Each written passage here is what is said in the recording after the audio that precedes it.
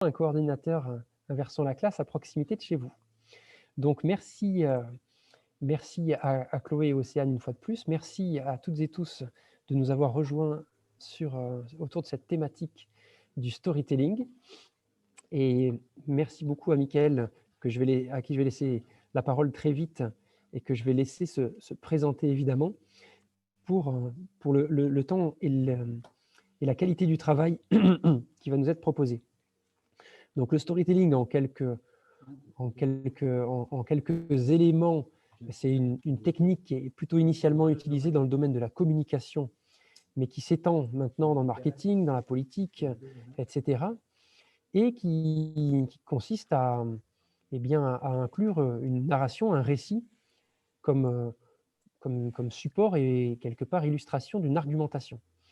Donc là, l'aspect plus concret, plus vivant du storytelling présente un certain nombre d'attraits et pourquoi pas l'utiliser et en utiliser les clés en tout cas dans le domaine pédagogique. Et c'est l'objet de travail qui va nous animer aujourd'hui particulièrement.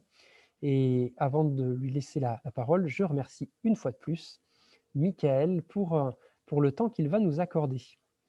Voilà, je vous souhaite un bon atelier et puis on se retrouve évidemment tout au long de l'atelier. N'hésitez pas à mettre vos questions dans le chat tout au long de l'atelier, les relayer à Mickaël et qu'il n'est pas. Enfin voilà. Donc tu peux lever les yeux, Mickaël, du chat, on s'occupe du chat pendant que tu fais ta présentation. Je coupe mon micro. À toi, Mickaël. Super, merci beaucoup, merci Simon, merci Renaud pour l'invitation, merci Chloé et Océane, comme d'habitude pour votre accompagnement. Et donc effectivement, je vous propose de commencer sans plus attendre cet atelier. Merci également à tous les participants, je vois qu'on est 42 là présents. Une quinzaine de personnes ont déjà commencé à compléter le questionnaire. Alors, jusqu'à présent, j'avais montré ma tête. Là, je vais partager avec vous un petit écran. Voilà, donc normalement, j'espère que c'est tout bon pour tout le monde. Vous avez mon support de présentation avec le titre et pour ceux qui le souhaitent, donc vous pouvez retrouver le lien pour remplir le questionnaire que je vous ai proposé dans le chat. Alors, quelques petits mots de présentation très rapides. Mickaël Bertrand, je suis professeur en histoire, géographie, EMC, et puis avec la réforme du lycée, de plus en plus en histoire, géographie, géopolitique, sciences politiques. En français, un petit peu en anglais sur une partie de mon temps, en lycée et également une partie de mon temps en milieu carcéral à la maison d'arrêt de Dijon. Je suis par ailleurs formateur dans l'académie de Dijon et je travaille également sur de la production de ressources pédagogiques, que ce soit pour des éditeurs ou tout simplement pour mes élèves dans le cadre de différents blogs, différents sites. Et membre de l'association Inversons la classe depuis trop longtemps pour qu'on puisse ne dire exactement le nombre d'années. Et donc, aujourd'hui, je vous propose de réfléchir à cette notion de storytelling en éducation. Et comme l'a très, très bien dit Simon en introduction, effectivement, ça n'est pas normalement une notion qu'on utilise dans le domaine de l'éducation au départ. C'est plutôt quelque chose qu'on trouve dans le domaine du marketing. Mais moi, il me semble intéressant quand même de plus en plus d'essayer de l'introduire. Alors, de l'introduire en tout cas en France, j'ai l'impression pour le moment qu'on n'est pas beaucoup à travailler sur cette thématique. En revanche, dans les pays anglo-saxons, c'est quelque chose qui se travaille énormément. On a des équipes d'universitaires qui essaient de réfléchir aux stratégies de mise en récit et de storytelling dans le domaine de l'éducation et dans toutes les disciplines et à tous les niveaux scolaires. Alors, je vous remercie encore une fois d'avoir complété le petit formulaire d'introduction. On va regarder les réponses tout à l'heure. Je vous promets, on ne les oubliera pas. Mais là, finalement, pour commencer, je voudrais vous proposer la réponse de Francis Ford Coppola. Donc, on sort du domaine de l'éducation pour aller dans le domaine des loisirs, dans le domaine du cinéma. Francis Ford Coppola, lui, nous explique qu'une bonne histoire, c'est un récit qui nous concerne, qui nous entraîne, qui nous embarque dans un voyage, qui a peut-être un début, un milieu et une fin. C'est l'expression condensée de notre histoire à nous, de notre vie. Donc une réponse particulièrement poétique, mais qui, moi, là, me permet aussi d'introduire ce webinaire pour vous présenter le plan. Alors, je n'ai pas la prétention d'organiser ce webinaire sous la forme d'une histoire, mais en tout cas, on va essayer de se donner des objectifs précis avec un début, un milieu et une fin.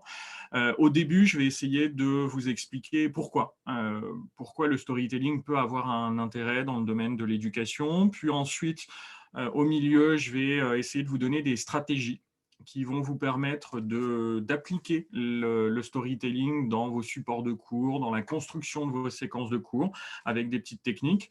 Et enfin, on essaiera de voir quelles sont les perspectives que cela ouvre à plus long terme et également quelles sont les précautions que l'on doit prendre quand on utilise les stratégies du storytelling. Dernière petite remarque, comme l'a précisé Simon, n'hésitez pas à poser toutes vos questions dans le chat. Alors là, moi, j'ai coupé le chat de mon côté pour essayer de me concentrer sur le support, mais j'y répondrai évidemment avec plaisir à la fin. On va essayer de libérer un temps de 25-30 minutes à la fin pour pouvoir en discuter ensemble et pouvoir répondre à l'ensemble de vos questions. Alors, si tout va bien, je vous propose de commencer avec la première partie. Pourquoi mobiliser le storytelling en éducation aujourd'hui ? Et plutôt que d'emblée vous faire un exposé, je voudrais vous mettre en activité. On ne se refait pas, hein, on reste des profs. Et donc, je vous propose d'utiliser l'outil WooClap pour commencer à répondre à une première question, à une première activité qui va nous permettre d'aller voir du côté des principaux penseurs du storytelling. Alors, je vous invite donc à prendre avec vous un téléphone portable ou bien une tablette. On utilisera WooClap à 2 reprises au cours de ce webinaire. Pour ceux qui le souhaitent, alors j'ai plus le chat moi de mon côté, je vais essayer de le rouvrir. Je vais vous mettre le lien également. Je m'occupe de le faire, Mickaël. Tu le mets? Merci beaucoup, Simon. Donc, je vais vous demander de vous connecter à cette adresse WooClap KLJPQB. Vous êtes déjà 13.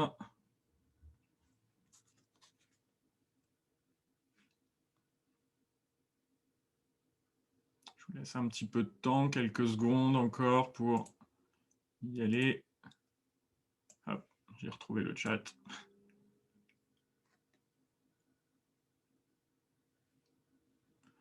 Nous sommes désormais 21.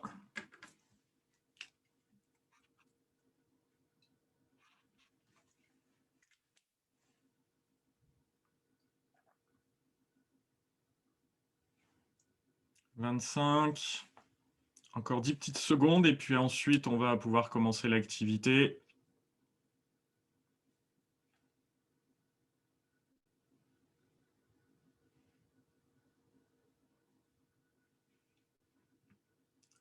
Et donc, je vous propose de démarrer avec cette première activité qui doit apparaître du coup sur vos terminaux mobiles. L'objectif de cette première activité est de relier des citations en lien avec le storytelling, des citations avec leur auteur. Et vous allez voir que les auteurs sont très, très variés. Donc, vous avez 1 minute 40, là encore, pour essayer de sélectionner les auteurs et leurs messages.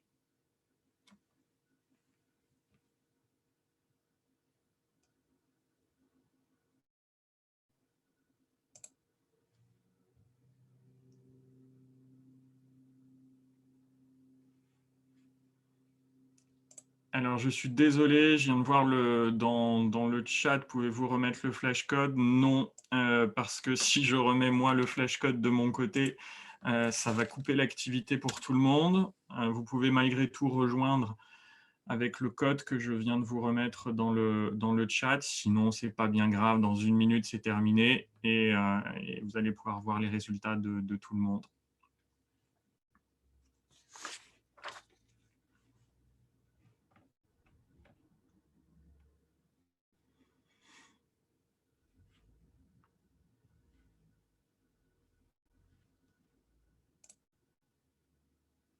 Alors, il nous reste 40 secondes.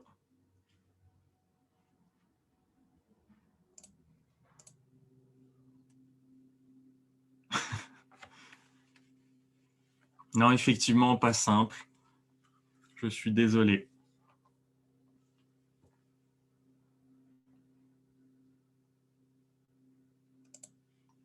Et donc, on arrive dans les 15 dernières secondes.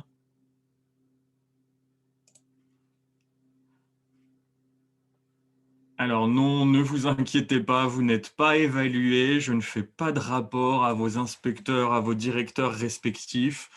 L'objectif est surtout d'essayer de réfléchir à ces différentes citations qu'on va mobiliser et qu'on va commenter après, et justement de vous présenter quelques auteurs. Et donc, le temps est écoulé et voici les différents éléments de réponse. Alors, moi, là, ce qui m'intéresse, par exemple, vous voyez que vous avez Philippe Mérieux, travailler le récit fait partie des fondamentaux structurants de l'éducation, 67% ont réussi à trouver la bonne réponse. Ensuite, c'est quand même beaucoup plus compliqué. Mais ce n'est pas bien grave. À la fin de ce webinaire, du coup, vous allez pouvoir associer ces différentes citations avec les différents auteurs que je vais vous présenter. Et du coup, je vous propose justement de les remettre dans l'ordre en introduisant ces citations, moi, me permettent d'introduire justement les différents motifs de mobilisation du storytelling dont je souhaiterais vous parler.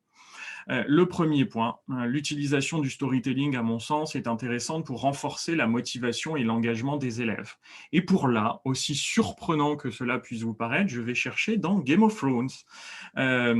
C'est la dernière saison de Game of Thrones, l'un des derniers épisodes. Le dénouement arrive et on a Tyrion Lannister qui nous dit « Il n'y a rien de plus puissant au monde qu'une bonne histoire ». Alors, pour ceux qui n'ont pas vu ce dernier épisode, je ne vais pas vous dire qui gagne à la fin, mais en tout cas, à la fin, on cherche à savoir qui va... on cherche à savoir qui va obtenir le trône de fer. Et en fait, c'est Tyrion Lannister qui n'obtient pas le trône de fer, mais qui désigne celui qui mérite ce trône de fer. Et selon lui, celui qui mérite le pouvoir, celui qui mérite le trône de fer, c'est celui qui a la meilleure histoire. Alors, il y a une espèce de mise en abîme dans cette scène très, très importante, parce que du coup, on voit là qu'on a quasiment le storyteller, le scénographe qui nous explique toute sa stratégie, tout son travail et qui nous dit comment il a réussi à nous tenir en haleine pendant autant de saisons et d'épisodes. En tout cas, moi, ce qui m'intéresse dans cette citation, c'est de montrer à quel point on peut susciter l'engagement à travers une histoire. Et ça, en fait, vous le savez déjà en tant qu'enseignant. Vous savez, par exemple, si vous avez testé des escape games, à quel point ces pratiques pédagogiques plaisent aux élèves, peuvent susciter de l'adhésion de la part des élèves et à quel point ils ont du mal à quitter la salle à la fin de cette activité, mais parce qu'en fait, vous les avez intégrés dans une histoire. L'un des principes fondamentaux des escape games, c'est de créer un scénario. Ils doivent non pas résoudre un exercice, ils doivent résoudre une vraie énigme. Il y a autre chose également qui est très intéressant dans cette histoire, c'est le lien avec l'émotion. Et là encore, vous le savez à quel point l'émotion est important en éducation et dans la réussite des élèves lorsqu'on parle de l'effet maître. On sait qu'un élève réussit d'autant plus qu'il réussit à avoir une connexion avec son enseignant et que la relation passe. Et parfois, hélas, elle ne passe pas. Mais quand ça passe, on sait que c'est un des aspects fondamentaux de la réussite d'un élève parce qu'il va y mettre de l'émotion et par conséquent, il va travailler plus, il va réussir plus. Alors tout ça, ce ne sont pas que des théories, ce ne sont pas que des hypothèses. Ça a été travaillé par des scientifiques dans plusieurs disciplines. L'un des ouvrages centraux sur cette question, c'est celui-ci, Science of Storytelling, de Will Storr, qui est un des spécialistes du storytelling aux États-Unis, et qui nous explique pourquoi nous, êtres humains, nous sommes aussi friands et aussi consommateurs d'histoire, et en fait, ça a à voir avec Notre psychologie n'est pas avec nos émotions et donc nos hormones. Et on sait par exemple que la dopamine est quelque chose de très, très, très important pour susciter notre adhésion, notre engagement dans une activité. Et c'est bien ce qu'on essaie de faire avec nos élèves. Donc voilà l'un des premiers avantages. Le storytelling permet de renforcer la motivation et l'engagement des élèves. Mais ensuite, deuxième aspect, le storytelling est également intéressant pour faciliter la compréhension du monde et l'assimilation de connaissances. Et là, je vais chercher chez Paul Ricoeur. Alors Paul Ricoeur, philosophe français, très très cher à notre président de la République, Emmanuel Macron, puisqu'Emmanuel Macron, dans ses années d'études, a été l'un des assistants de Paul Ricoeur. Il a une formation en philosophie qui est assez poussée. Et Paul Ricoeur est un philosophe très très important pour les historiens, puisqu'il a énormément travaillé sur le temps, sur le récit, sur la mise en récit. Et nous, ça nous intéresse en histoire parce qu'on se pose toujours la question de la façon dont on doit raconter les événements aux élèves, mais pas seulement, hein, également quand on écrit un ouvrage dans nos études d'histoire ou dans nos recherches d'histoire. Et Paul Ricoeur nous dit ceci: le temps narratif est un temps humainement pertinent. En fait, il nous explique que c'est la meilleure solution pour se mettre à l'échelle humaine, se mettre à disposition du cerveau humain pour lui faire comprendre quelque chose, pour le marquer durablement. Et ça, en fait, encore une fois, Paul Ricoeur met des mots sur cette histoire, mais en fait, on le sait depuis très très longtemps. Vous pouvez reprendre les récits allégoriques chez Platon, dès l'Antiquité, les mythes à l'origine des plus grandes civilisations, les contes philosophiques à l'époque des Lumières, et notamment Voltaire.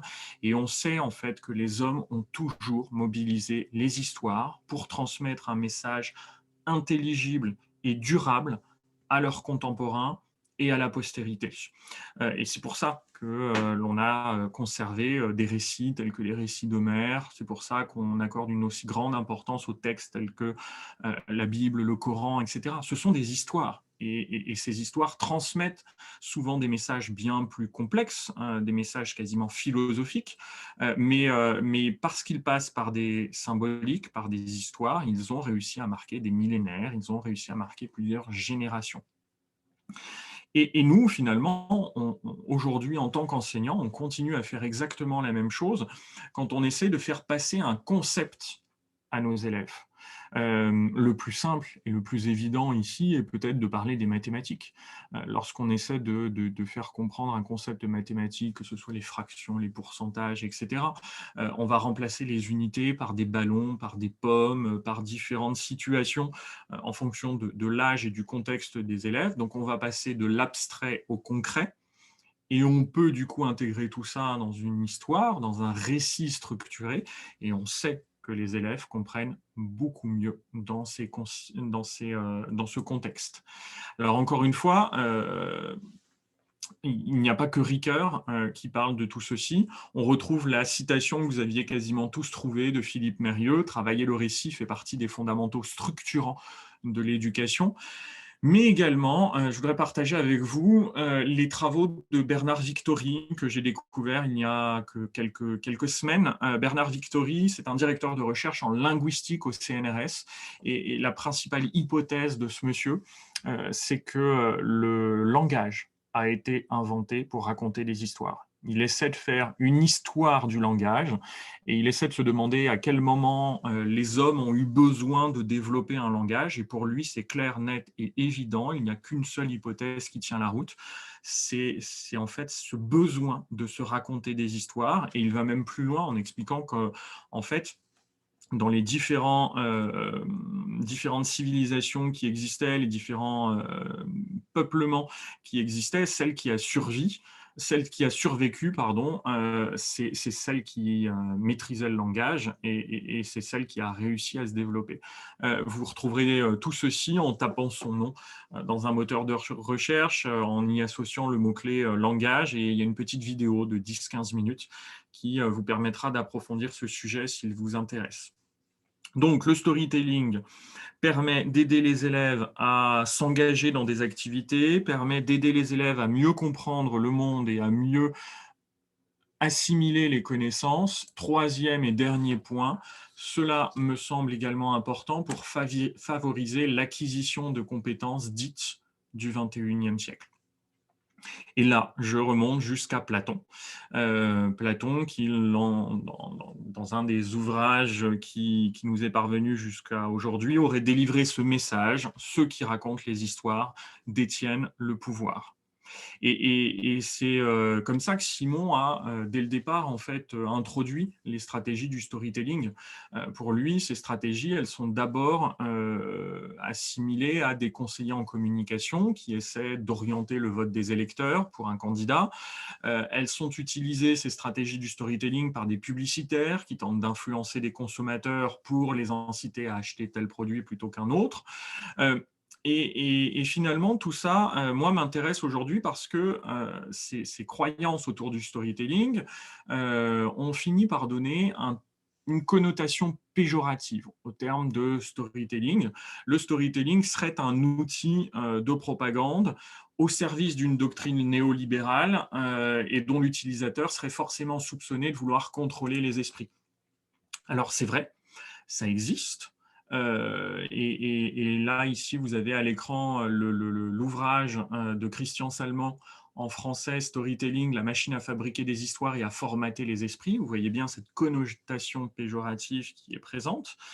Mais finalement, moi, cela m'intéresse parce que je considère justement que si ça existe, l'un de nos objectifs en tant qu'enseignant est justement de former nos élèves à cet esprit critique. Parce qu'on sait qu'ils vont être de futurs citoyens, de futurs électeurs, de futurs consommateurs, de futurs employés dans le monde de l'entreprise, ou même des patrons. Il me semble important, très très important, de développer leur esprit critique, de leur expliquer ce qu'est le storytelling, pour qu'ils sachent à quel moment on essaie d'en faire usage sur eux, avec eux, et pour essayer de les aider à voir comment eux, parfois aussi, peuvent l'utiliser à bon escient. Alors, très concrètement, par exemple, le webinaire que je vous propose aujourd'hui, il est adapté depuis cette année en formation pour les élèves de terminale pour leur préparation au grand oral.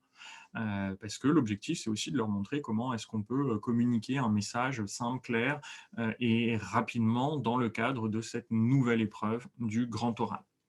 Donc, vous voyez, finalement, à l'issue de cette première partie, je considère que le storytelling a des atouts, a des intérêts dans le domaine de l'éducation. Il va nous permettre, à nous, enseignants, d'être plus efficaces pour transmettre un message, mais il peut également être utile aux élèves pour réviser, pour comprendre plus efficacement leur transmettre, voire pour essayer de développer leur esprit critique. Alors maintenant, je vous propose de rentrer dans le concret pour essayer de voir comment il est possible de mobiliser le storytelling ou la mise en récit au service de situations d'apprentissage ou au service de ressources pédagogiques que vous pourriez créer ou vous pourriez mobiliser. Pour ceci, je vais encore une fois vous solliciter pour une petite expérience. Je vais, dans le prochain slide, vous mettre à l'écran une série de lettres.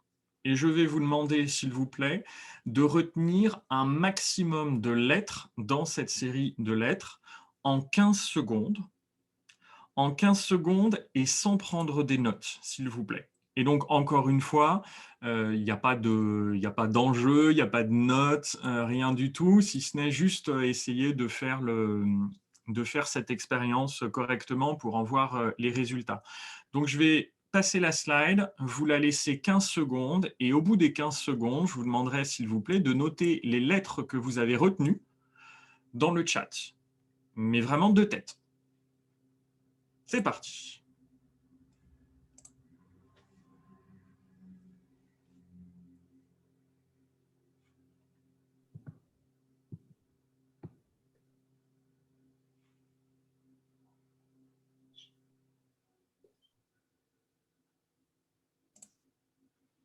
Et voilà, désolé, c'est déjà terminé. Alors, c'est parti pour le chat.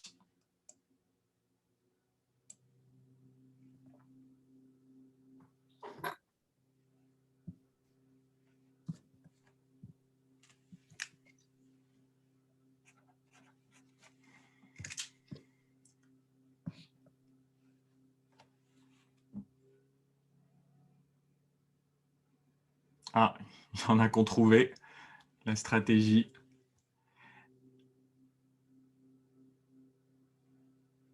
Alors, vous voyez que il y en a qu'on trouvé, il y en a qu'on réussi assez rapidement à identifier des éléments et d'autres qui finalement s'arrêtent à 10 lettres, 8-10 lettres.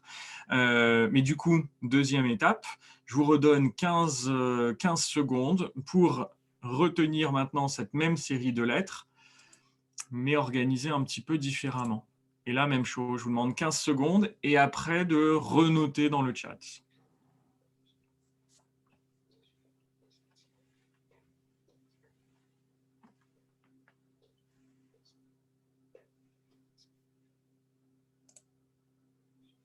Hop, alors c'est parti. Si vous pouvez le renoter dans le chat pour qu'on voit la différence par rapport au premier essai. Et vous voyez bien la différence dans vos différentes réponses. Alors, qu'est-ce qui s'est passé? Qu'est-ce qui s'est passé? Deux choses. D'une part, c'est le deuxième essai. Donc, du coup, au final, vous n'avez pas eu 15 secondes, vous avez eu 30 secondes.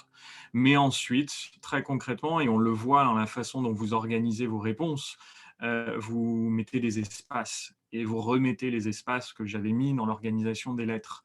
Et là, vous n'avez plus essayé de mémoriser une série de 19 lettres, vous avez mémorisé 6 mots, ce qui est beaucoup plus facile parce que vous avez donné du sens à ces mots et parce que vous avez associé ces mots à des concepts que vous connaissez et que vous maîtrisez. Alors là, en l'occurrence, on pouvait associer tout ceci à des services publics, TGV, SNCF, des présidents de la République, des hommes politiques, VGE, DSK.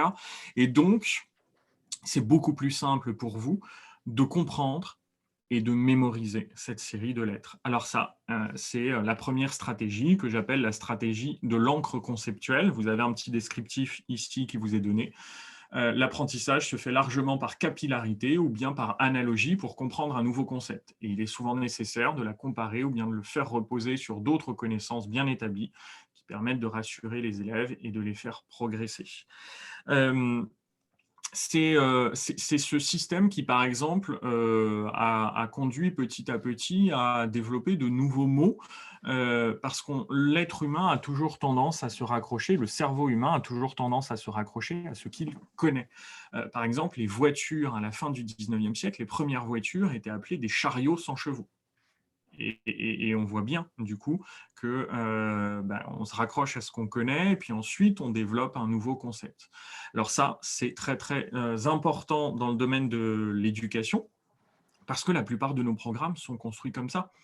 C'est ce que Philippe Mérieux, encore et toujours, appelle la pédagogie des préalables, c'est-à-dire qu'en fait, nos élèves sont tous passés par l'école maternelle, l'école primaire, le collège, le lycée, et que si on étudie attentivement les programmes, on se rend compte qu'on se repose toujours sur les préacquis qui ont été posés, sur les bases qui ont été posées, et on les amène toujours un petit peu plus loin.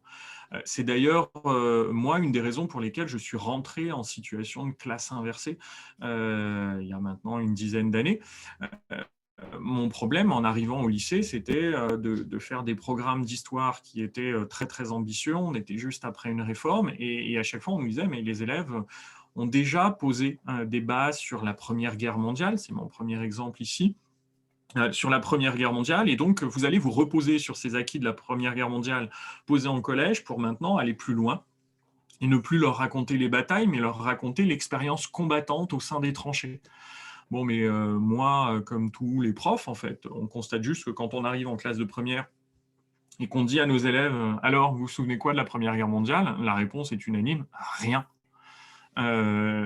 Sauf des cas très très exceptionnels. Et leur réponse, elle est tout à fait honnête. Alors en fait, ce n'est pas qu'ils ne se rappellent de rien, c'est qu'ils ont juste besoin qu'on les aide à réactiver cette encre conceptuelle. Et puis petit à petit, quand on repose des petites choses, ils nous disent « Ah oui, je me souviens de ça, puis je me souviens de ce personnage, et puis je me souviens de cette date. » Et finalement, c'est pour ça que les classes inversées, moi, me semblent intéressantes. C'est que finalement, les activités préparatoires que je donne en amont d'une leçon à mes élèves, elles ont pour objectif de réactiver ces encres mémorielles, ces ancres conceptuelles. Et on le fait dans de nombreuses autres disciplines.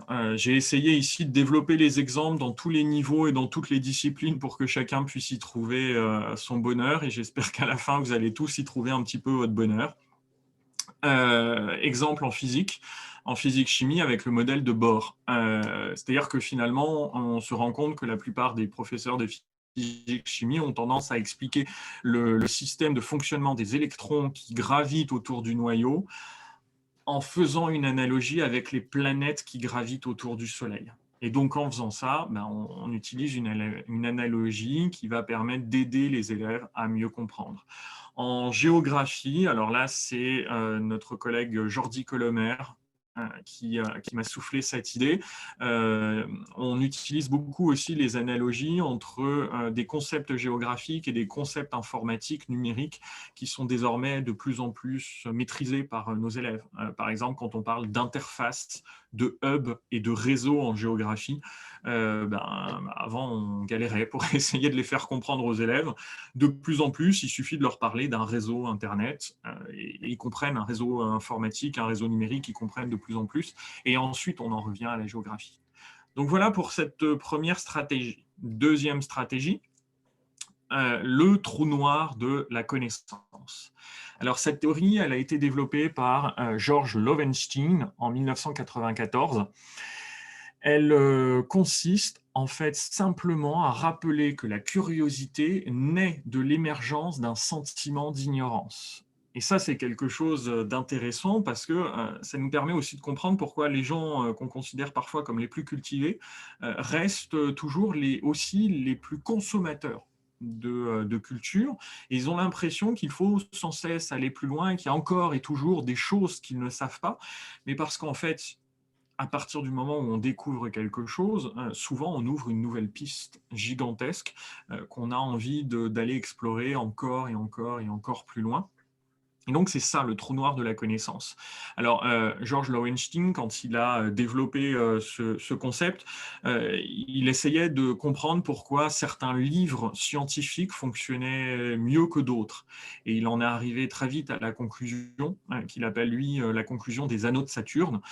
C'est qu'en fait, les gens achètent des livres à partir du moment où on pose un trou béant, une question béante qui est évidente, et que finalement, personne n'a jamais réellement posée.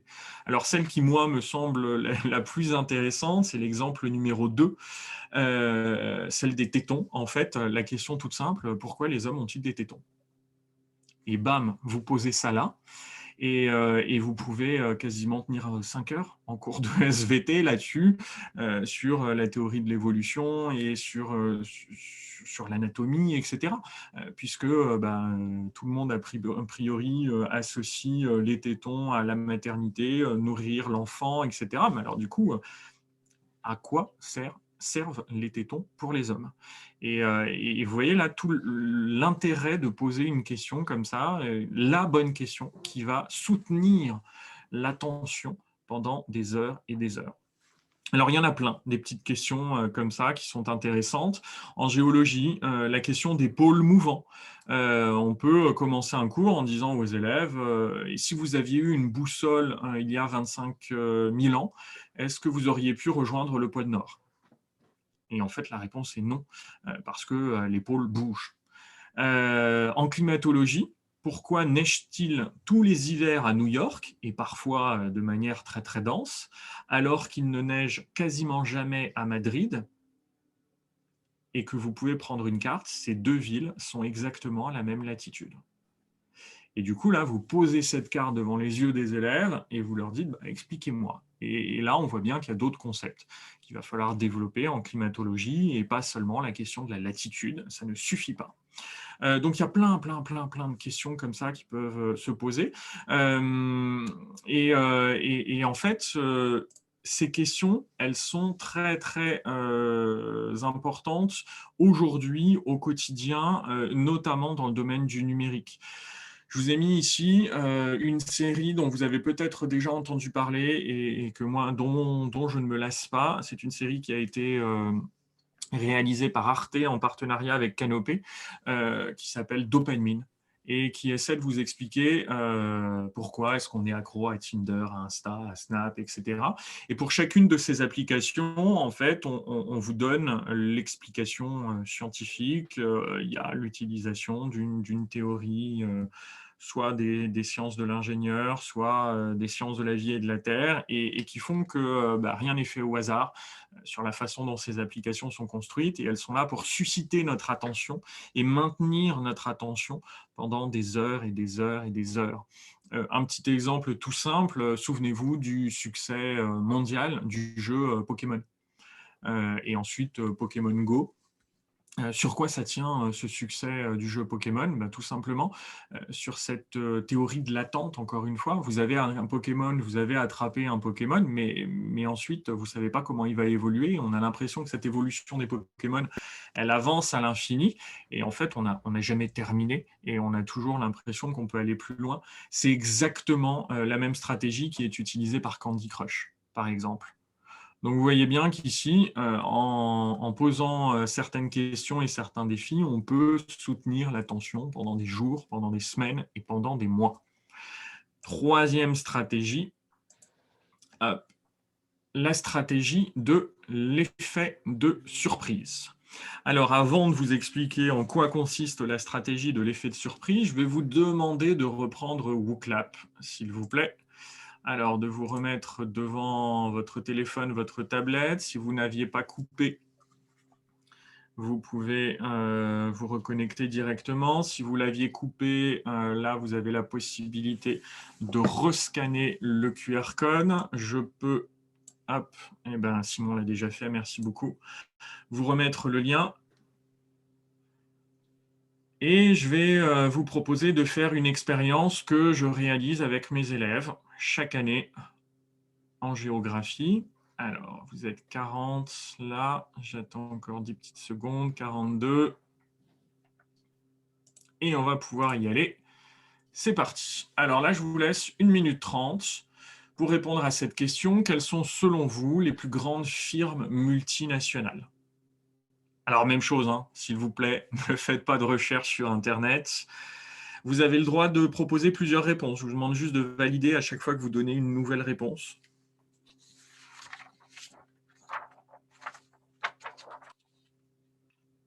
Et au fur et à mesure, on va avoir des réponses qui vont apparaître.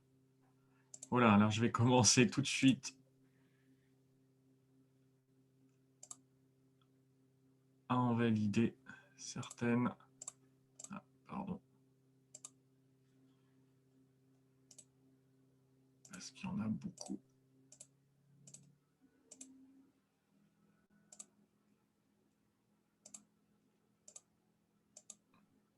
Il vous reste 34 secondes.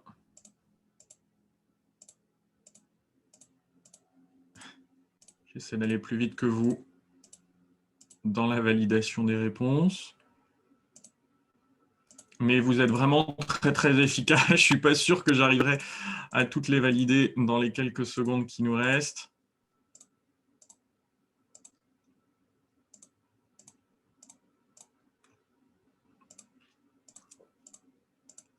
Voilà, alors pour vous, il vous reste 3-4 secondes.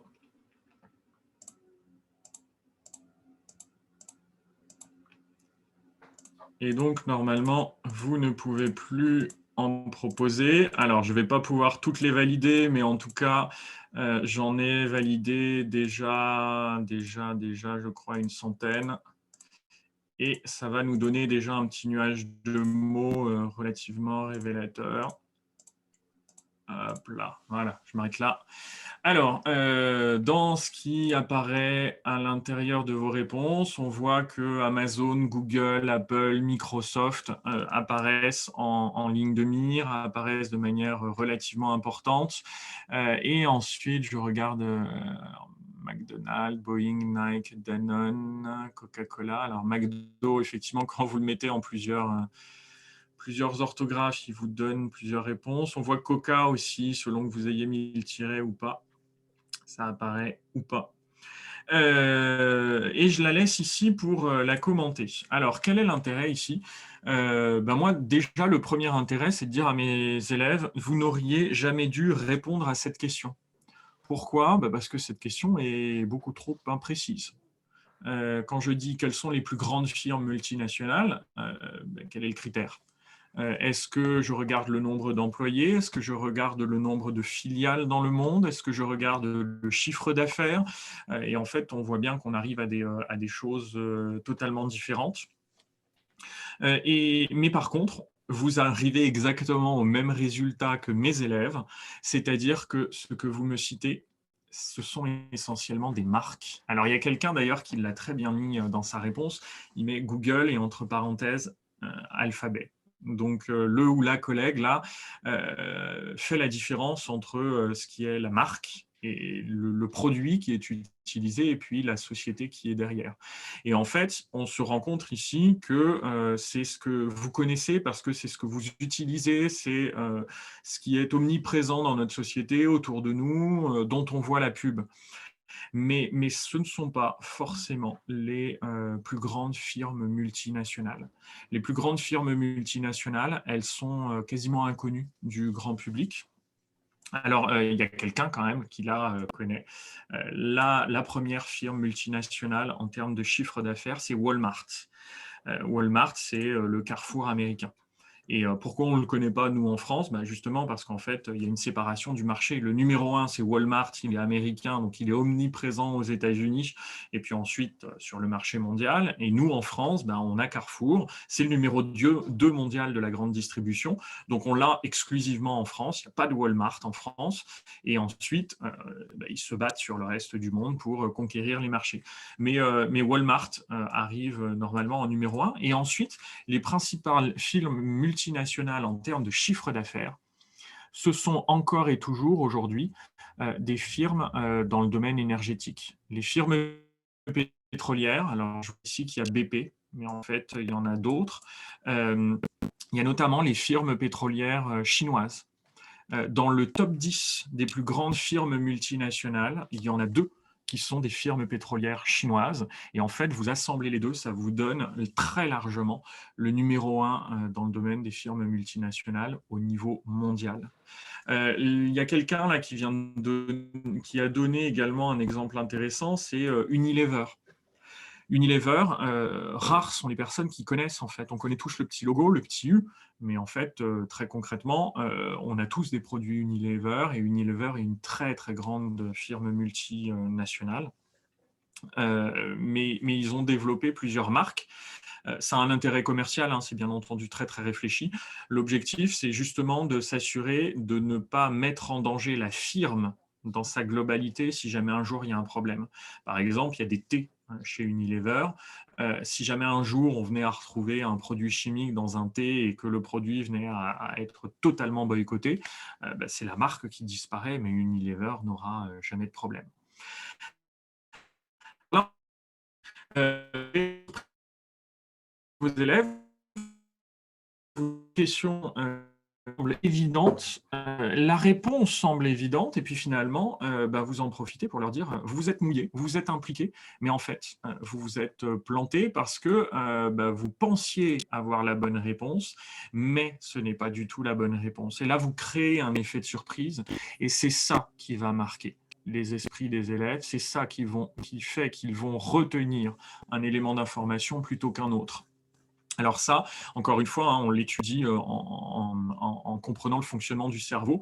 Vous savez bien que vous avez envie de changer très très régulièrement de parfum, par exemple, mais parce que votre nez puis votre cerveau s'habitue petit à petit à la fragrance de votre parfum, ce qui fait qu'à un moment donné, vous avez l'impression que même si vous en mettez 10 tonnes, vous ne le sentez plus. C'est exactement la même chose du point de vue des connaissances. C'est-à-dire que si vous ne créez pas un élément de surprise, si vous ne rentrez pas dans l'émotion et dans l'étonnement, c'est beaucoup plus difficile de retenir un élément d'information. Et donc ça peut être développé en classe. c'est quelque chose qui a notamment été théorisé par un enseignant à l'université d'Harvard qui s'appelle Eric Mazur, qui est le père du peer learning et qui organise tous ses cours sur ce principe. C'est-à-dire qu'il commence à poser un problème à ses élèves, il laisse 5-10 minutes à ses élèves pour essayer de répondre à ce problème, et après, il apporte une réponse, mais en ayant engagé les élèves. Donc voilà pour la stratégie numéro 3. Stratégie numéro 4, elle sera plus simple et elle nous permettra d'être beaucoup plus rapide. Mission impossible. Mission impossible, en fait, ce qui m'intéresse ici, c'est le principe de scénarisation. À partir du moment où vous scénarisez votre parcours pédagogique, vous allez créer un défi pour vos élèves et vous allez créer une nouvelle forme d'engagement auprès de vos élèves. Alors ici, il suffit tout simplement de citer l'ensemble des escape games que nous avons déjà évoqués ensemble depuis le début de ce webinaire. Je vous invite à aller jeter un petit coup d'œil du côté des collectifs Escape and Games, Scape, Ludens, etc. Dans les exemples qui ont été aboutis dans des institutions qui travaillent avec les scolaires, on a ici l'exemple d'un zoo, un zoo à San Diego qui a créé un escape game complet à l'intérieur du zoo pour savoir qui a volé la nourriture dans la réserve de nourriture. Et en fait, les élèves n'ont que des poils dans la réserve à nourriture et ils doivent faire plusieurs missions pour essayer de trouver quel animal a volé cette nourriture. Et donc là, on se rend compte que tous les animaux n'ont pas exactement les mêmes poils. Ensuite, on va faire une dissection, on va faire un test PCR, etc.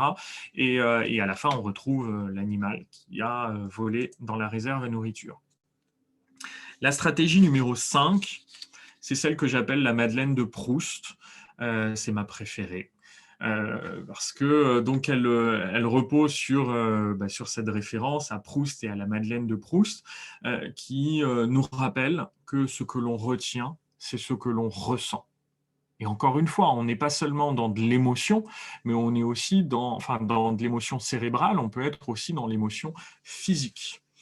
C'est une des raisons pour lesquelles en éducation, je considère que la réalité virtuelle constitue un élément, une piste intéressante de développement dans les prochaines années, parce qu'en utilisant la réalité virtuelle, vous ancrez les élèves directement dans un univers qui va leur permettre de ressentir des émotions et de mieux s'engager, de mieux apprendre, de mieux comprendre. Alors, ça commence d'ailleurs à être... Ah non, j'ai retiré, pardon. Ça commence à être... à faire l'objet de recherches, et j'ai oublié de vous mettre la diapo ici, des recherches qui montrent bien que c'est beaucoup plus efficace et que les élèves comprennent et apprennent mieux quand ils utilisent la réalité virtuelle. Mais ensuite, on peut faire ça également avec des choses beaucoup plus simples. Exemple, on a une prof de mathématiques qui a réussi à faire comprendre la notion de fonction à ses élèves en leur faisant observer l'évolution du champ du grillon en fonction de la température. Et donc là, on est dans le sensoriel, dans l'auditif. En physique-chimie également, les enseignants mobilisent régulièrement la métaphore fruitière pour faire comprendre le système solaire aux élèves. Et là, encore une fois, l'idée, c'est avec des fruits, avec des pommes, avec des oranges, de concrétiser un petit peu tout ça, de rendre sensoriel tout ça. On a également des profs de lettres qui apprennent la ponctuation aux élèves avec des macaronis et des ritoni. Et on se rend compte que vraiment, ça marche, c'est très, très, très efficace. C'est-à-dire que les élèves retiennent, ils comprennent beaucoup mieux quand on leur dit de mettre une virgule, mais avec des pattes. Et donc là, ils manipulent. Parce qu'ils manipulent, ils réussissent mieux.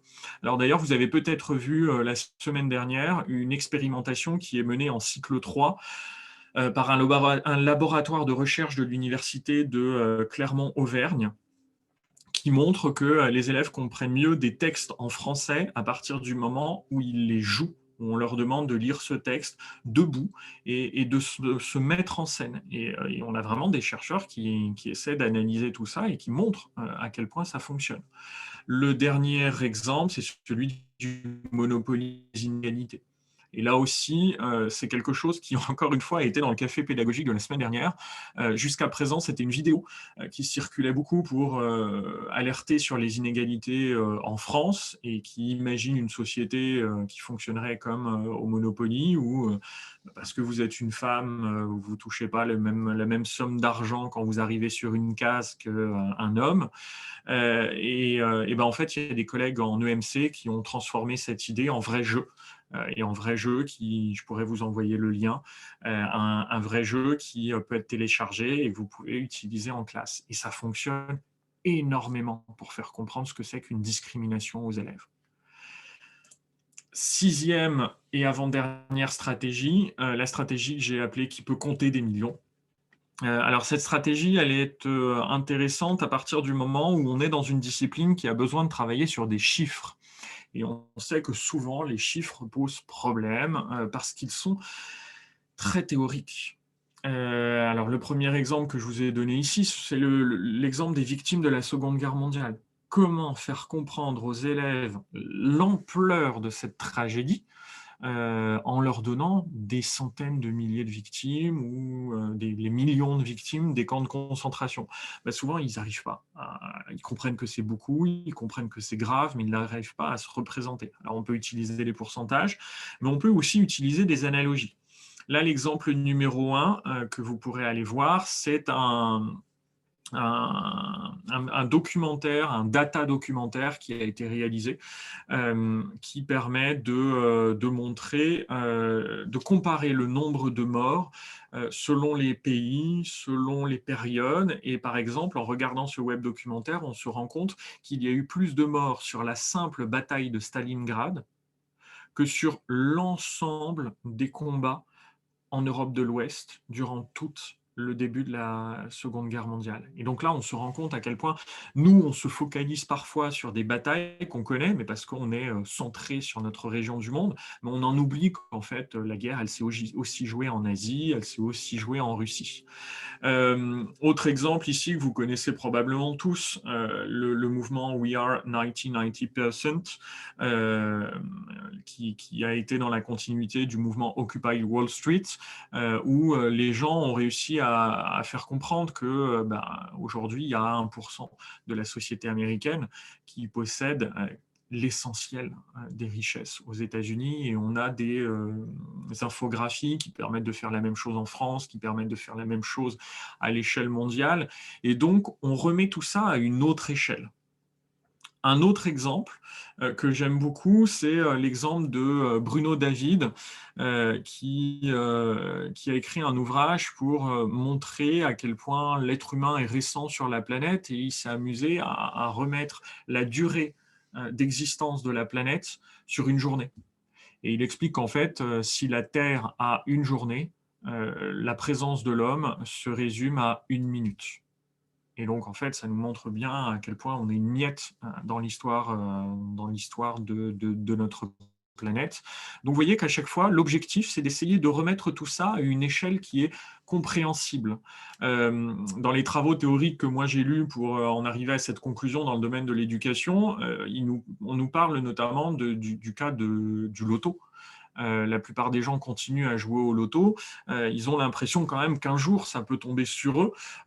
Et en fait, les auteurs de l'ouvrage disent, si on veut les calmer, il suffit de leur expliquer qu'en fait, vous avez plus de chances de vous faire d'être touché par la foudre que d'un jour gagner au loto ou gagner à l'euro-million. Et vous voyez, on essaie de remettre ça dans un contexte qui va être compréhensible pour les élèves à partir du moment où on parle de chiffres. Septième et dernière stratégie, c'est celle qui finalement vous apparaîtra peut-être la plus évidente. J'ai appelé ça, c'est l'histoire d'un mec. C'est-à-dire d'essayer de raconter des histoires. Encore une fois, de scénariser. Alors ici, pas forcément de scénariser dans l'objectif de créer un escape game, mais de scénariser pour essayer de donner du sens à une série d'événements. Et ça, on peut l'utiliser dans plein de domaines, et y compris dans le domaine de la vie scolaire. On a l'exemple là d'un jeune homme qui avait beaucoup de mal à comprendre pourquoi il fallait qu'il se taise en cours. On est en école primaire, et puis un prof un peu désespéré en parle à ses collègues et ils n'arrivent pas à faire comprendre à cet élève, d'autant plus que parfois cet élève arrive à se taire pendant 1 heure de cours et puis il vient voir le prof à la fin en disant bah, vous voyez, j'ai été sage aujourd'hui et j'ai pas parlé et c'était bien, etc. Et le prof a tout le mal du monde à lui faire comprendre que bah, il ne faudrait pas le faire sur une seule heure, mais tout le temps s'il veut progresser. Et il finit par lui raconter une histoire en lui disant ben, écoute, ma femme en ce moment est en train de faire un régime.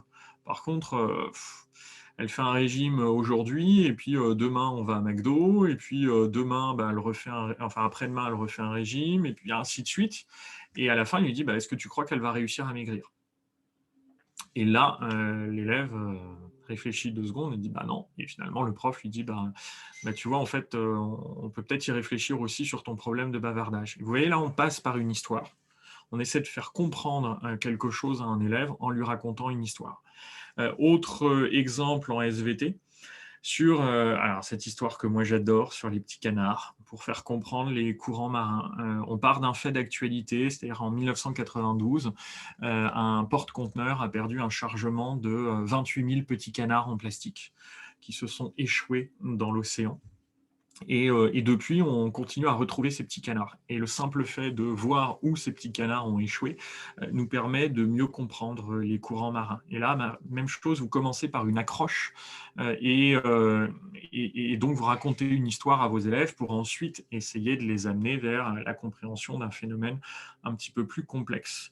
Donc voilà sur les différentes stratégies que vous pouvez mobiliser dans vos disciplines respectives et dans vos niveaux respectifs. À la fin, ça nous donne donc cette petite synthèse que j'ai posée sous la forme de questions pour vous aider parfois à refaire vos séances, vos séquences. Ce sont des questions qui peuvent vous aider à trouver des histoires, à trouver des accroches permettant de rendre plus concret, plus simple un cours que vous voulez essayer de mettre en œuvre. Une fois que l'on a vu ces différentes stratégies, on peut terminer avec la partie 3. Qu'est-ce qu'une bonne histoire en contexte pédagogique? Alors, je commencerai par être très très modeste en rappelant quand même qu'au départ, ça n'est pas notre métier.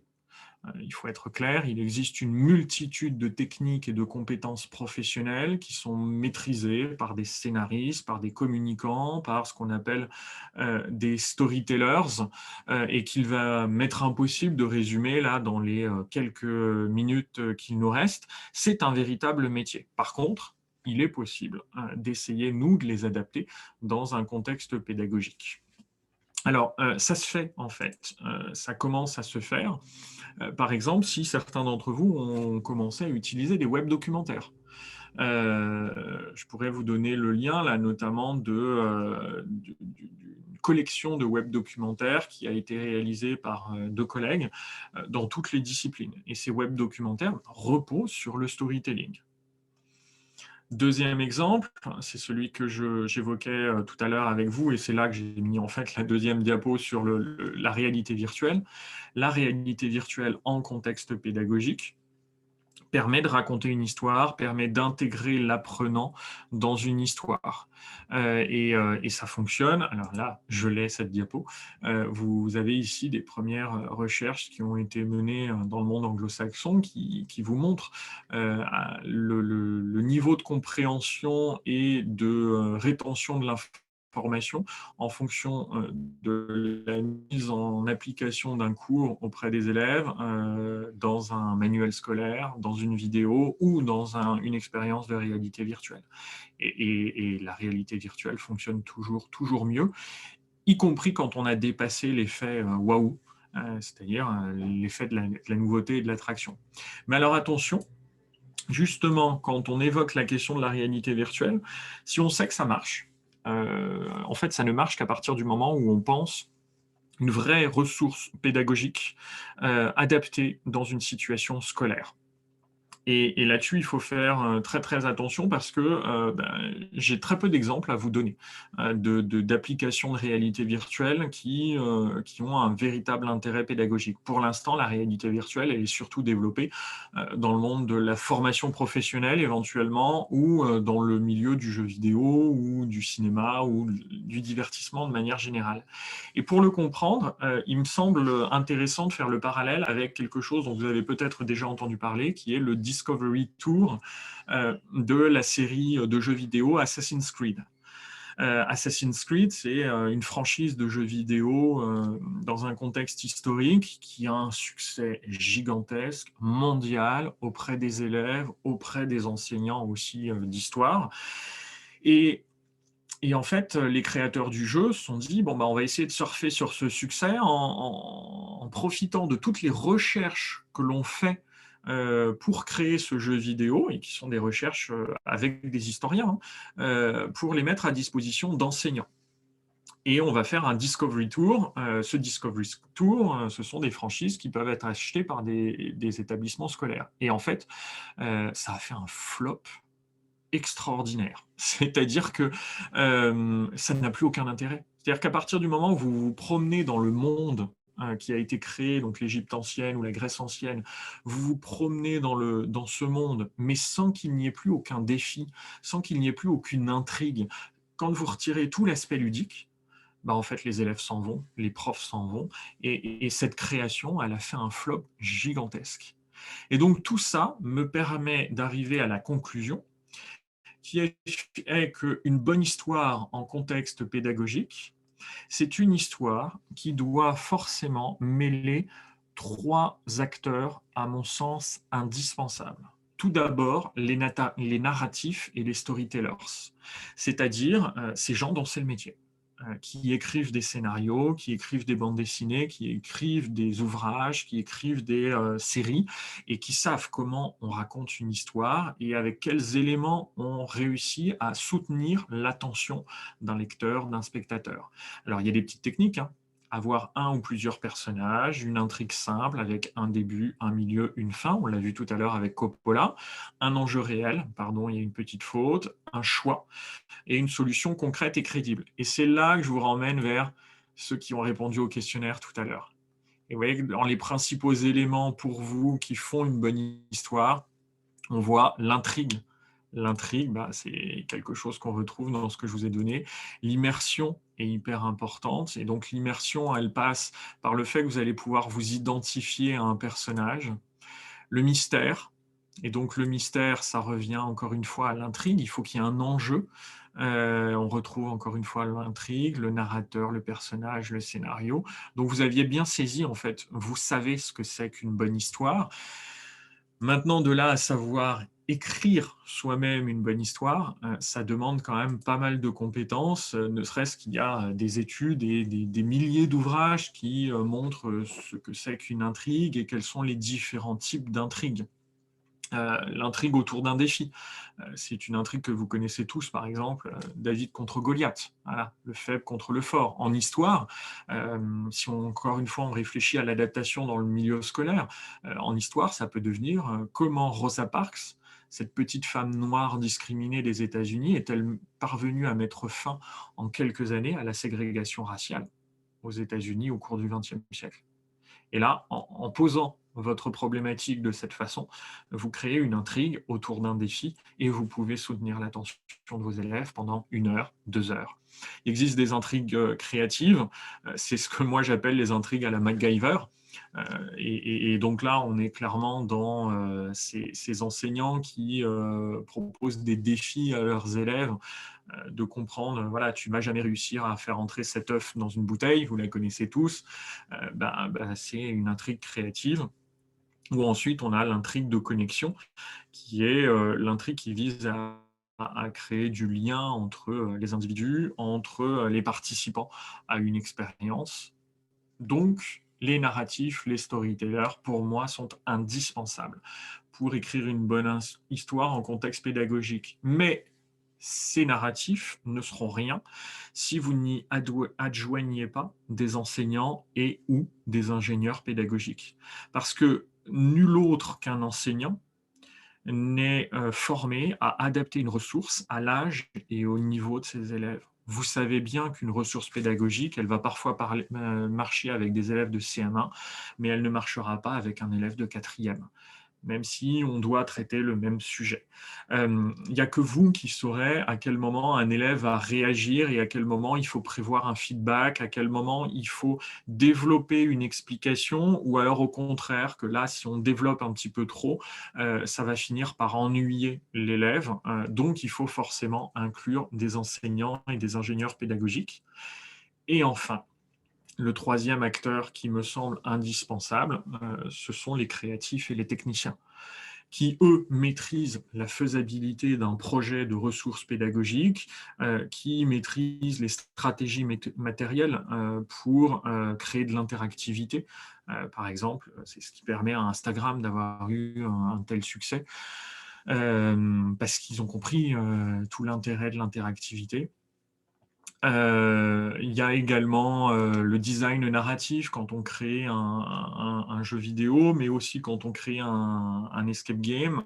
Là, je vous conseille l'ouvrage de Ronan Le Breton sur ces sujets. Et à mon avis, pour arriver à faire quelque chose de satisfaisant, il faut réussir à mêler ces trois acteurs, ces trois personnes qui vont travailler ensemble. Alors du coup, est-il possible de créer malgré tout seul quelque chose? On peut tester. Moi, je considère qu'à un moment donné, il faudrait que des éditeurs de ressources se posent la question, et notamment les éditeurs dans la réalité virtuelle, les éditeurs de jeux vidéo réussissent à mêler ces trois types d'acteurs. Mais ensuite, ça ne nous empêche pas de bricoler. Et on sait bien que notre métier repose énormément sur le bricolage. Et là, je voudrais quand même rendre hommage à plusieurs collègues. Alors, désolé encore une fois en histoire-géographie, mais j'ai essayé de chercher, j'en ai pas vu des équivalents dans d'autres disciplines. Des collègues d'histoire-géographie qui ont créé deux scénarios pédagogiques l'année dernière pendant le confinement. Ils ont créé un procès à Athènes et ils ont créé ensuite une histoire autour de la chute du mur de Berlin en 1989. Et allez jeter un petit coup d'œil sur ces créations.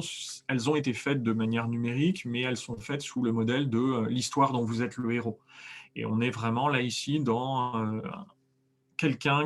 un élève, un apprenant qui se met dans la peau d'un personnage et qui petit à petit va réussir à avancer dans l'intrigue, va devoir faire des choix et réussir à avancer vraiment, vraiment de manière très très convaincante.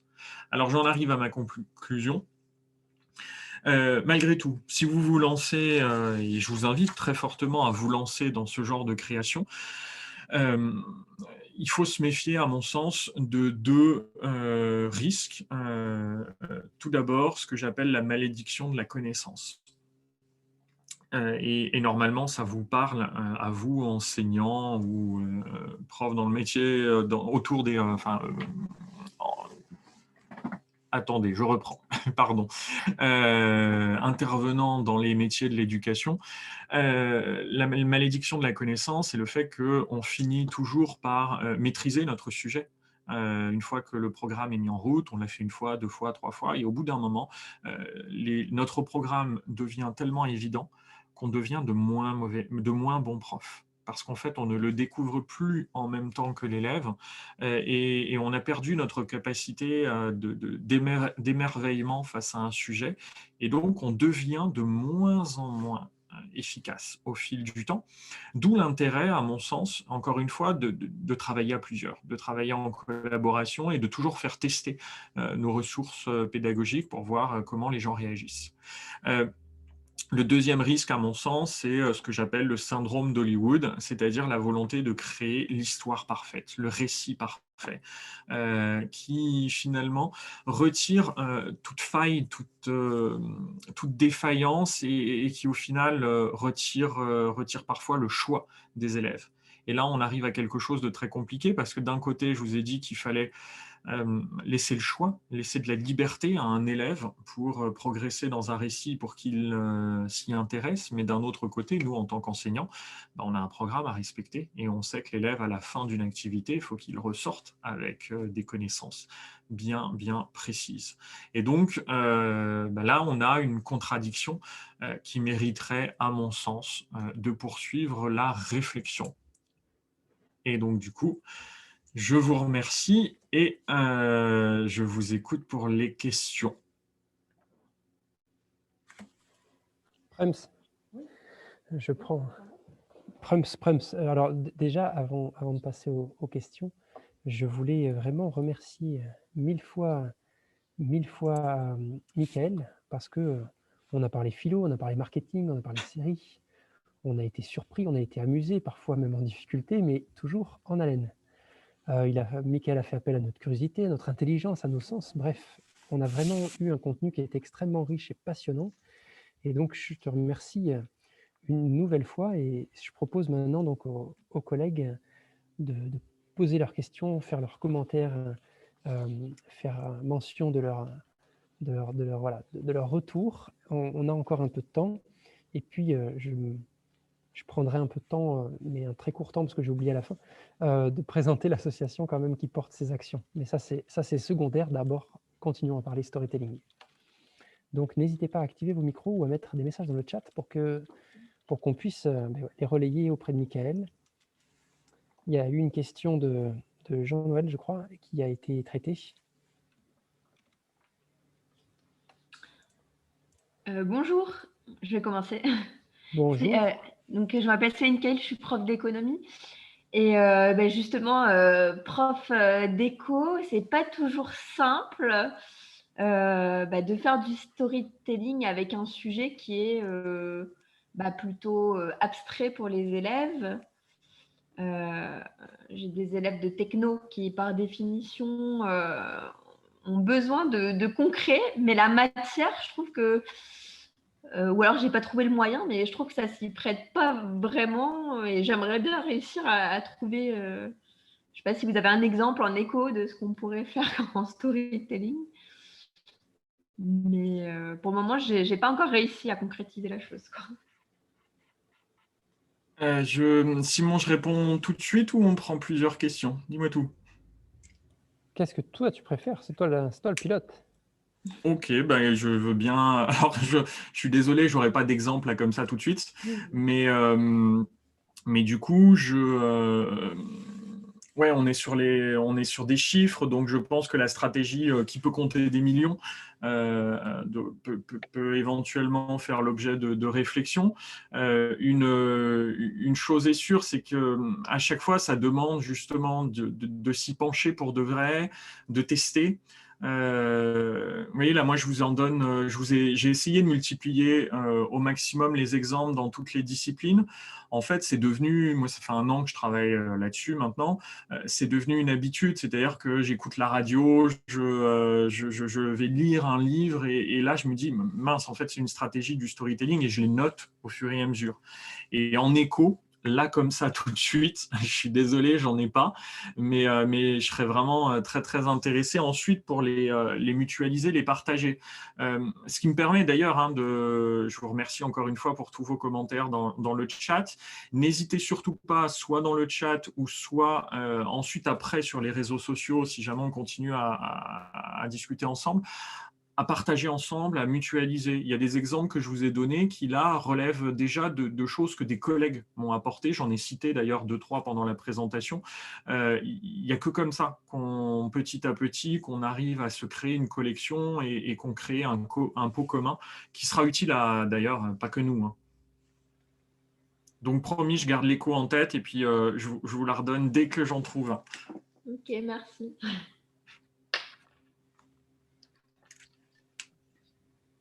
Michael, est-ce que tu veux que je te relaie les questions? Voilà, donc François Duclos, et puis après, Michael, n'hésite pas, soit tu me dis, soit je fais la lecture du chat et je te relais les questions, soit... Ok, on fait ça, parfait. Donc François. Oui, merci beaucoup. Alors, déjà, merci beaucoup et d'une manière en plus très très, très prenante et on était en haleine. Je voulais simplement revenir sur un aspect qui a été évoqué la recette un petit peu d'une bonne narration dans le contexte pédagogique, sur l'enjeu réel. Et je me pose la question de comment quand on est face à une classe d'élèves, réussir à trouver, à placer cet enjeu qui va les intéresser et les tenir.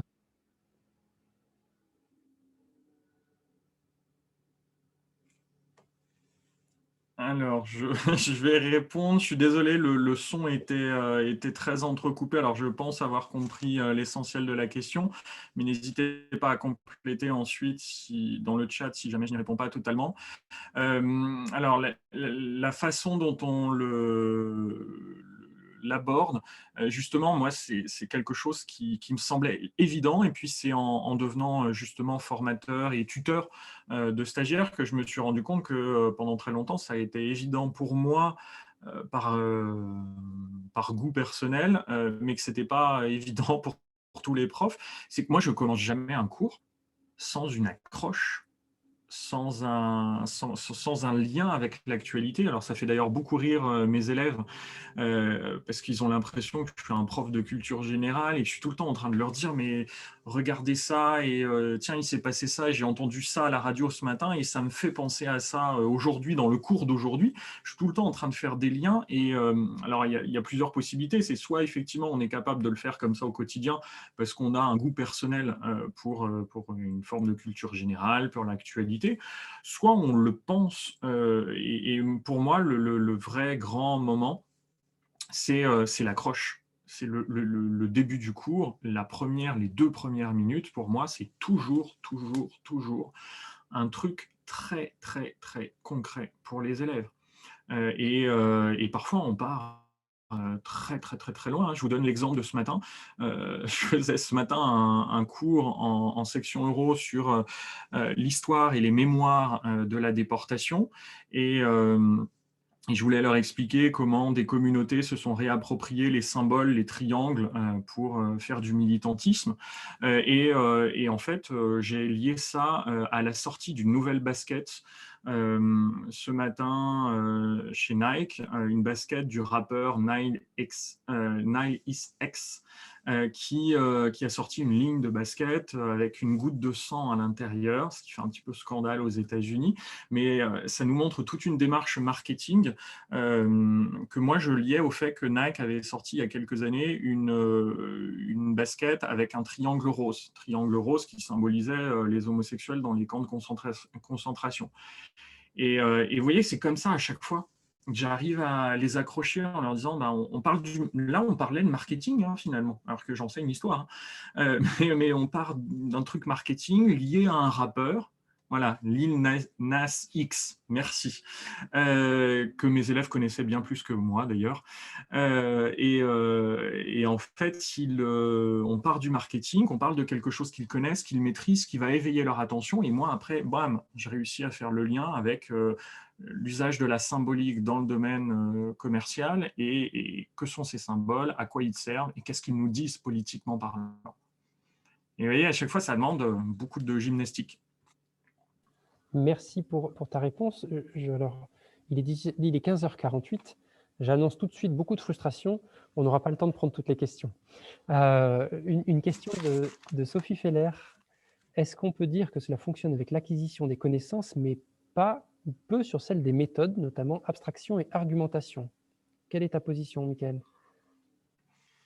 Si, moi je considère que ça fonctionne très très bien également pour l'argumentation et j'ai essayé justement de le donner en pointillé. J'ai peut-être pas été assez clair, mais vous voyez, c'est une formation que je fais aussi pour la formation grand oral.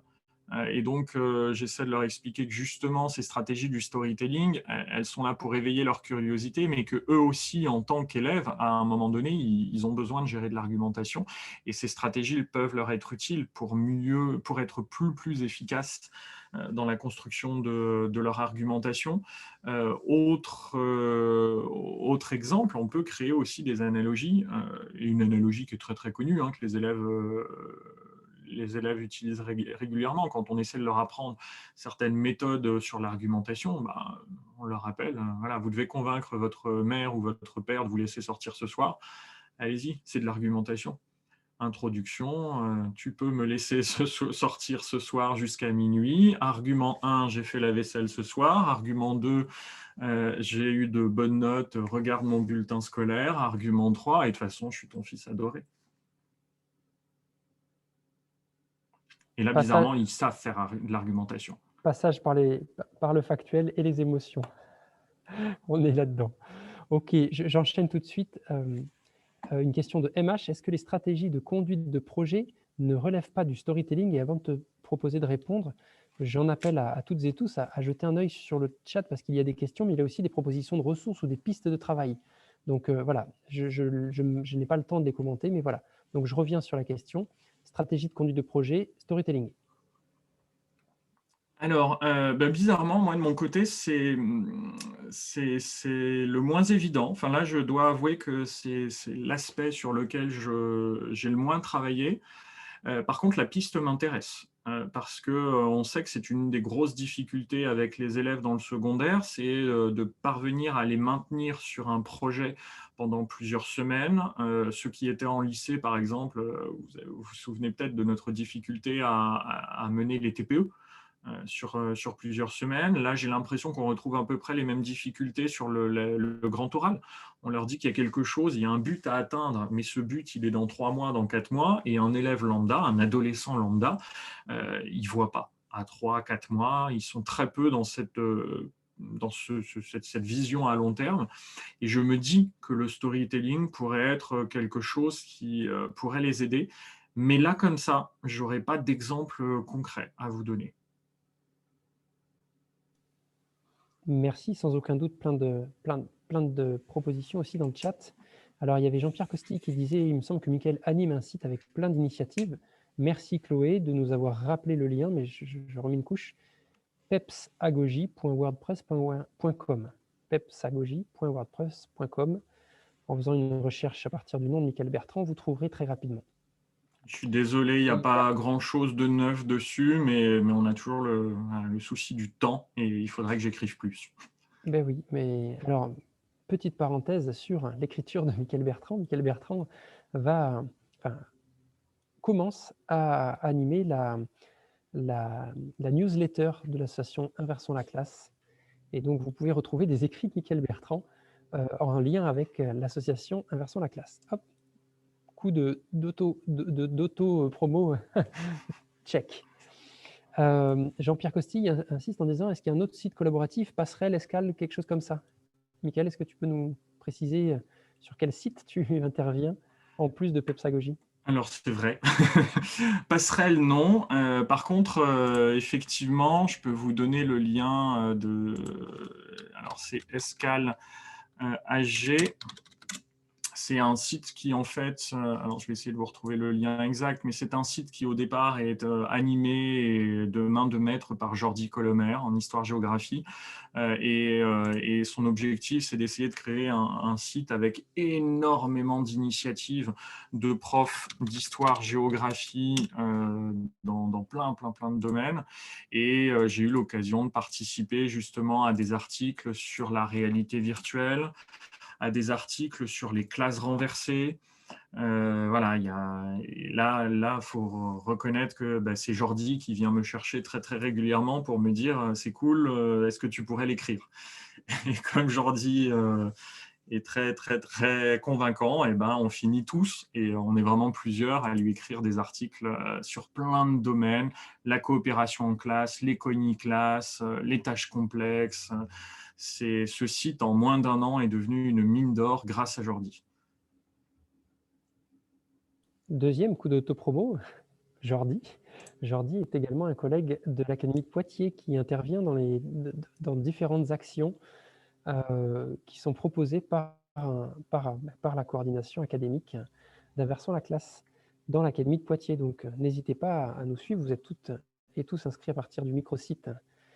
Et ben, je vous renvoie à nouveau vers ce microsite. Est-ce que Chloé, tu peux remettre le lien lc.cx/ilc Poitiers? Voilà. Alors, en attendant, Jean-Noël nous pose une question. J'allais dire une dernière question, mais sans aucun doute, il y en a d'autres derrière qui peuvent émerger. C'est sur donc le storytelling et donc forcément sur un temps court.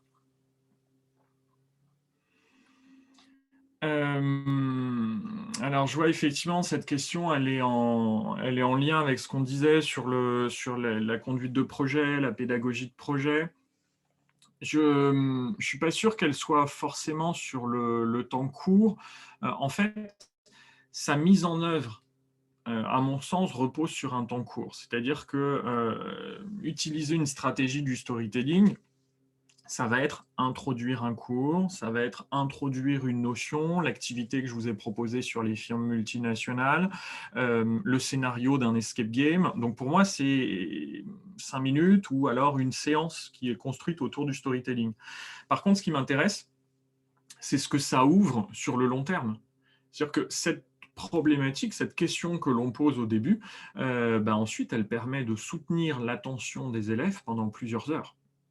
Et ça, c'est un justement de mes grands objectifs au début où j'ai commencé à réfléchir à tout ça. C'est clairement, quand on annonce aux élèves qu'on va travailler pendant 5 heures sur la révolution industrielle au 19e siècle, rares sont les élèves qui sautent de joie, hein. En se disant « Ouh, c'est cool, on va s'éclater ». Donc l'idée, c'est de se dire par quoi je commence, pour leur dire qu'en fait, on se pose une vraie question et que ce n'est pas juste « Bonjour, nous sommes lundi, il est 8h30 et c'est parti, on commence un nouveau chapitre sur la révolution industrielle. » Et donc, nous allons répondre à la question suivante. Qu'est-ce que la révolution industrielle ? L'idée, c'est de se poser une vraie question et de se dire, voilà, est-ce qu'il y a des enjeux qui sont capables de vous parler à vous, élèves, en 2021, qui font qu'à un moment donné, il faut que vous vous posiez la question de la révolution industrielle. Et là, vous voyez, rien que comme ça, tout de suite, moi, j'aurais tendance à introduire ce cours avec des notions d'écologie qui motivent nos élèves aujourd'hui et leur expliquer qu'en fait,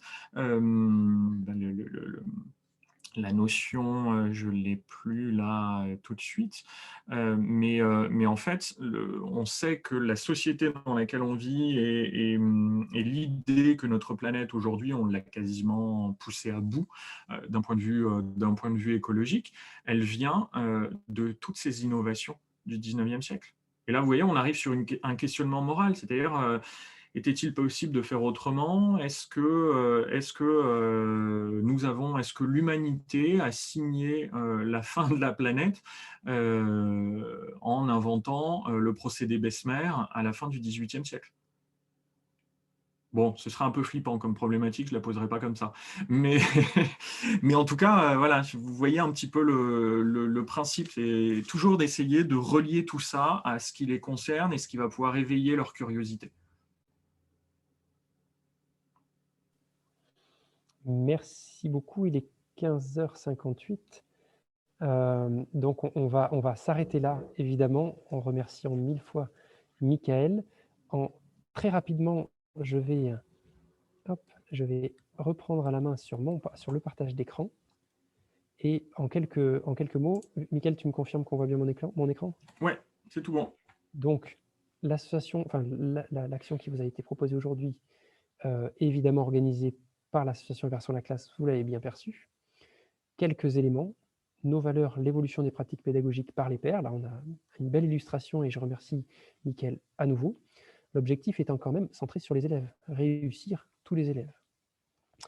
Encore une fois, si vous voulez rejoindre notre collectif, eh bien, vous êtes les bienvenus pour participer aux ateliers, animer, voire un atelier, co-animer un atelier. Ça peut être pendant le CLIC, comme vous voyez dans les actions, donc le congrès des classes inversées et pédagogie active, la CLISE, la semaine des classes inversées et des pédagogies actives, mais ça peut être sur tout autre temps de l'année aussi. Nous organisons des dizaines d'ateliers par an, Dans l'Académie de Poitiers, on en a une dizaine, mais il y a plein d'académies, évidemment. Et puis, un point très rapide sur les soutiens. Évidemment, le ministère de l'Éducation nationale, nous sommes une association reconnue partenaire de l'éducation nationale depuis 2018 et ça court au moins pendant 5 ans, donc jusqu'en 2023. Les réseaux Canopé, Vunouil, la Mission laïque française, etc. Enfin, vous voyez les logos de nos soutiens. Et puis, un autre soutien, c'est vous aussi, en adhérant à l'association. Chloé nous a mis le lien dans le chat tout à l'heure. Je la remercie aussi pour sa présence, ainsi que celle d'Océane. Et je vais cesser mon partage d'écran pour pouvoir revenir au panel avec toutes les vidéos. Nous sommes encore un certain nombre, assez nombreux à être connectés. Donc, comme il est 16h, je vous propose qu'on boucle et qu'on active nos caméras, histoire de se faire un petit coucou et puis un petit signe d'au revoir. Merci encore à toutes et tous de votre participation. Merci grandement à Mickaël pour ce contenu extraordinaire qui nous a été proposé. Et donc, rendez-vous pour encore un coup d'autopromo.